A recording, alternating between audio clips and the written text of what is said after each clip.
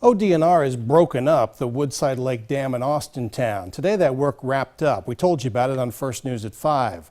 What's left has created concern in the community.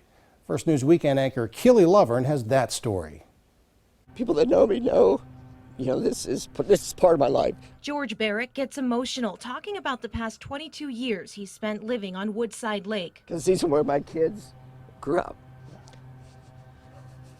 He says it's disheartening when he looks at what the lake is now, a drained, smelly, muddy eyesore. Now that the reality is here, and this is what people are waking up to every day instead of our birds and our fish, it's a little more serious now. ODNR had been saying for years that the private dam wasn't safe, that a sudden failure would cause severe flooding. Until 3 years ago, it wasn't even clear who actually owned it. Then in March of 2017, a businessman bought Woodside Lake at a sheriff's sale for just $50. A month later, ODNR issued a notice of violation requiring him to bring the dam into compliance. 2 more months, ODNR issued another compliance notice. Then ODNR said it had heard nothing and requested the state attorney general to help.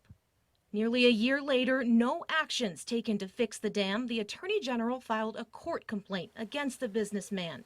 In September of 2018, the judge gave the owner a year to either repair, breach, or modify the dam. That never happened. ODNR said the condition of the dam worsened, so it started work to breach the dam just last month. A lot of the neighbors were still in trust that the local officials in the county, the state, some group was going to come out of somewhere and save it. This is the result. The neighbors and myself, I think we were all under the assumption that enough of it would be left up, that there would be a pond left in the center so that the wildlife would not all die. That is not the case. Thousands of fish and mussels are in the draining lake. The mud too deep, too dangerous to get some, but others being rescued by the community. And making sure that they get to somewhere and aren't just suffering till they die. The Ohio Division of Wildlife says crews did their best to save as many critters from the lake as possible. It was not saved. It is going to be up to the owners to do something about it.